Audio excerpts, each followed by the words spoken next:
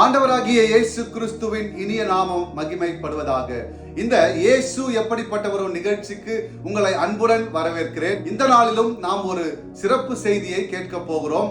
நம்மோடு கூட வந்திருக்கிற பாஸ்டர் சாலமோன் அவர்களை அன்புடன் வரவேற்கிறேன். தேவனுக்கே மகிமை. இந்த நாளில் உங்களை சந்திப்பதில் மகிழ்ச்சி அடைகிறேன். ஒரு வசனத்தை உங்களுக்கு காண்பித்து கொடுத்து இந்த இயேசு எப்படிப்பட்டவரோ என்பதை நாம பார்க்கலாம். சங்கீதம் 34வது அதிகாரம் அதனுடைய முதல் வசனம் விவிதமாய் சொல்கிறது, கர்த்தரை நான் எக்காலத்திலும் ஸ்தோத்தரிப்பேன், அவரை துதிக்கிற துதி எப்போதும் என் வாயில் இருக்கும். அதெல்லாம் புரிஞ்சுக்கணும். இந்த வசனத்தை தாவீதுடைய வாழ்க்கையா தான் நம்ம பார்க்கணும். தாவீது எப்படிப்பட்ட சூழ்நிலையில் இருந்தாலும் கர்த்தரை துதிக்கிறவனா இருக்கிறான். இந்த 34வது சங்கீதத்துடைய தலைப்பை நீங்க வாசிப்பீர்களானால், தாவீது அபிமெலேக்குக்கு முன்பாக வேஷம் மாறின போது அவனால் துரத்தி விடப்படுகையில் பாடின சங்கீதம். ஒருவேளை தாவீது அந்த இடத்துல ஒரு அபிமெலேக் என்று சொல்லக்கூடிய சத்ருவால் துரத்தி விடப்படும் போது பாடுகிறான் இந்த சங்கீதத்தை. இன்னைக்கு நான் எப்படி சொல்றேன், உங்களை பார்த்து நம்முடைய சூழ்நிலைகளில், நம்முடைய பிரச்சனைகளில், நம்முடைய போராட்டங்களில் நாம இருப்போமானால் இந்த சங்கீதத்தின் முதல் வசனத்தை நாம் எப்படி சொல்லியிருப்போம்? கர்த்தரை நான் எக்காலத்திலும் ஸ்தோத்தரிப்பேன் சொல்வதை விட, நான் எப்போதும் அழுது கொண்டிருப்பேன், நான் எப்போதும் துக்கமாக இருப்பேன், நான் எப்பவுமே கலக்கமாக தான் இருப்பேன், நான் எப்பவுமே யாரையாவது வராங்களா என்னுடைய பிரச்சனைகளை சொல்வதற்கு, கேட்பதற்கு யாராவது இருக்கிறாங்களா என்பதை தான் நம்ம பார்ப்போம். ஆனா தாவீது சொல்றாரு, எல்லா பிரச்சனைகளுக்கு நடுவுல தாவீதுடைய வாழ்க்கையில வாயில ஒண்ணு வருதுன்னா அது கர்த்தரை துதிக்கிற துதியாய் தான் இருக்கும்.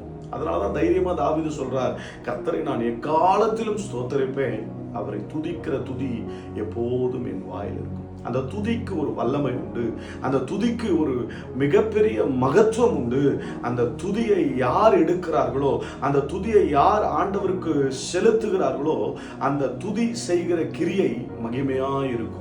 துதி செய்ய துவங்கும் போதே எதிரிகள் தங்களுக்குள்ளாய் வெட்டுண்டு மடிந்தார்கள் என்று நாம வாசிக்கிறோம். இன்னைக்கு உங்க வாழ்க்கையில நீங்க எப்படிப்பட்ட சூழ்நிலையில, நீங்க எப்படிப்பட்ட கவலையில நின்று கொண்டிருந்தாலும், கர்த்தர் நல்லவர், கர்த்தர் போதுமானவர், கர்த்தர் என்னை நடத்துவார், அவர் நாமம் எல்ஷடாய், அவருடைய பெயர் யெகோவா ஈரே.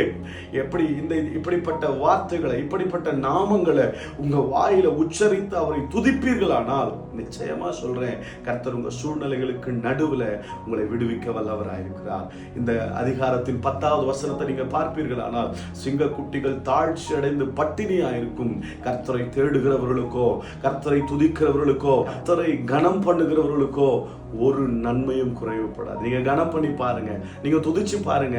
ஒரு முறை நீங்க துதிக்க ஆரம்பிச்சிட்டீங்கன்னா போதும், உங்க வாழ்க்கையில ஏற்படுகிற மாற்றங்களை நீங்க கண்ணால பார்ப்பது அதிக நிச்சயமா இருக்கும்.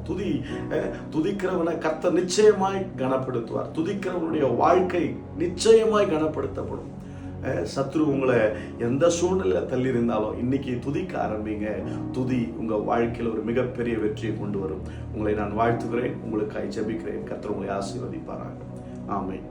நம்முடைய கர்த்தராகிய இயேசு கிறிஸ்துவின் இனிய நாமம் மகிமைப்படும்படியான ஒரு செய்தியை நாம் கேட்டிருக்கிறோம். எனக்கு அன்பானவர்களே, இந்த சங்கீதம் 34ஆம் அதிகாரம் 1ஆம் வசனத்தை அவர் சொல்லிக் கொண்டிருக்கும் போது எனக்குள்ள ஏற்பட்ட ஒரு காரியம். 1 சாமுவேல் 16ஆம் அதிகாரம் 7ஆம் வசனம். கர்த்தர் சாமுவேலை நோக்கி, நீ இவனுடைய முகத்தையும் இவனுடைய சரீர வளர்ச்சியையும் பார்க்க வேண்டாம், நான் இவனை புறக்கணித்தேன். மனுஷன் பார்க்கிறபடி நான் பாரேன், மனுஷன் முகத்தை பார்ப்பான், கர்த்தரோ இருதயத்தை பார்க்கிறார் என்றார். சாமுவேலை நோக்கி ஒரு காரியத்தை தெரிவிக்கிறார். 1 சாமுவேல் 16ஆம் அதிகாரம் 1ஆம் வசனம். கர்த்தர் சாமுவேலை நோக்கி, இஸ்ரவேலின் மேல் ராஜாவா இராதபடிக்கு நான் புறக்கணித்து தள்ளின சவுலுக்காக நீ எந்த மட்டும் துக்கித்துக் கொண்டிருப்பாய்?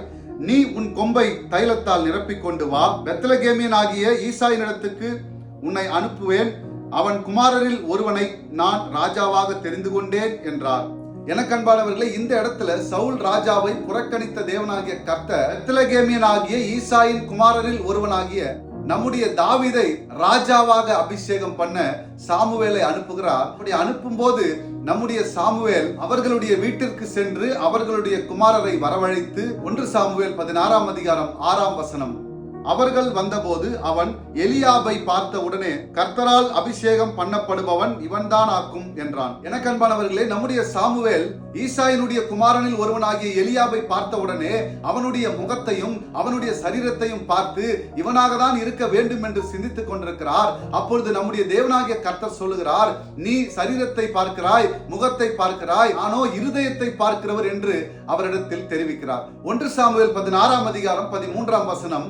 அப்பொழுது சாமுவேல் தைல கொம்பை எடுத்து அவன் சகோதரர் நடுவில் அபிஷேகம் பண்ணினான். அந்நாள் முதற்கொண்டு கர்த்தருடைய ஆவியானவர் தாவீதின் மேல் வந்து இறங்கி இருந்தார். சாமுவேல் எழுந்து ராமாவுக்கு போய்விட்டான். எனக்கன்பானவர்களே, இந்த இடத்துல மிகவும் முக்கியமான 2 காரியங்களை நாம் குறிப்பாக கவனிக்க வேண்டும். முதலாவது, தேவனாகிய கர்த்தர் சொல்லுகிறார், ஒரு மனிதனுடைய வாழ்க்கையில அவனுடைய முகத்தையோ சரீரத்தையோ பார்க்கிறவர் அல்ல, நான் இருதயத்தை பார்க்கிறேன். இந்த இடத்துல தேவனாகிய கர்த்தர் தாவீதினுடைய இருதயத்தை பார்த்திருக்கிறார். தாவீது தன்னுடைய இருதயத்தை தேவனாகிய கர்த்தருக்கு முன்பாக கொடுத்திருக்கிறான். எல்லா நேரங்களிலும் தன்னுடைய சிறு வயது முதல் தன்னுடைய ஆடு மேய்க்கிற காலத்துல தான் போகின்ற வருகின்ற எல்லா இடத்திலும் தேவனாகிய கர்த்தர் அந்த தாவீதுக்குள்ளாக இருக்கிற அந்த இருதயத்துல தேவனை வைத்திருக்கிறான், தேவனுக்கு இடம் கொடுத்திருக்கிறான், தேவனை தன் துணையாக கொண்டுதான் எல்லா காரியத்தையும் செய்திருக்கிறார். இப்படி தன்னுடைய இருதயத்தை தேவனுக்கு கொடுக்கிறதுக்கு முன்பாக அவனுக்குள்ளாக இருக்கிற தாழ்மையை தேவன் அறிந்திருக்கிறார். அந்த தாழ்மை கர்த்தருக்கு பயப்படுகிற பயத்தை அவனுக்கு சொல்லிக் கொடுத்திருக்கிறது. அந்த தாழ்மையோடு கூட தேவனுக்கு பயப்படுகிற பயத்தை தாவீது அறிந்திருக்கிறார். இப்படி தேவனாகிய கர்த்தர் அவனுடைய இருதயத்தை அறிந்தார். இரண்டாவதாக, இந்த இடத்துல தேவனுடைய மனுஷன் அனுப்பப்பட்டு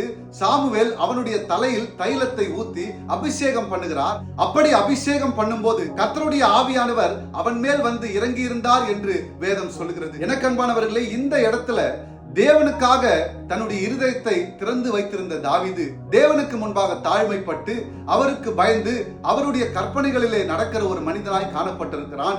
எனக்கு அன்பானவர்களே, இன்றைக்கு நாம் எந்த அளவிற்கு சொல்ல முடியும், நான் கர்த்தரை எக்காலத்திலும் ஸ்தோத்தரிப்பேன் என்று, அவர் துதி எப்பொழுதும் என் வாயில் இருக்கும் என்று நாம் எத்தனை பேர் சொல்ல முடியும்? நீதிமொழிகள் 3ஆம் அதிகாரம் 1, 2, 3 வசனங்கள். என் மகனே, என் போதகத்தை மறவாதே, உன் இருதயம் என் கட்டளைகளை காக்க கடவது. அவைகள் உனக்கு நீடித்த நாட்களையும் தீர்க்காயுசையும் சமாதானத்தையும் பெருக பண்ணும். கிருபையும் சத்தியமும் உன்னை விட்டு விலகாதிருப்பதாக. நீ அவைகளை உன் கழுத்திலே பூண்டு அவைகளை உன் இருதயமாகிய பலகையில் எழுதிக்கொள். எனக்கன்பானவர்களே, அவருடைய போதகத்தை மறவாமல் அவருடைய கட்டளைகளை இருதயத்தில் காத்து வைத்து அதன்படி நடந்த ஒரு தாவீதினுடைய வாழ்க்கையிலே அவனுடைய இருதயத்தை அறிந்திருந்த தேவனாகிய கர்த்தர் அவனை அபிஷேகம் பண்ணி ராஜாவாக வைப்பார் என்றால், நாம் முதலாவது செய்ய வேண்டிய காரியம், நம்முடைய இருதயத்தை அவர் அறிந்திருக்கிறார். நம்முடைய இருதயத்தில் எப்படிப்பட்ட காரியங்கள் இருக்கிறது, நாம் தேவனுக்கு முன்னுரிமை கொடுத்திருக்கிறோமா இல்லையா என்பதை அவர் அறிந்திருக்கிறார். இன்றைக்கும் இந்த செய்தியை பார்த்து கொண்டிருக்கிற எனக்கு அன்பானவர்களே, உங்களுடைய இருதயத்தில் தேவனுக்கு முன்னுரிமை கொடுங்கள். உங்களுடைய இருதயத்தை தேவன் சமூகத்தில் ஊற்றிவிடுங்கள், தேவனுக்கு கொடுங்கள்.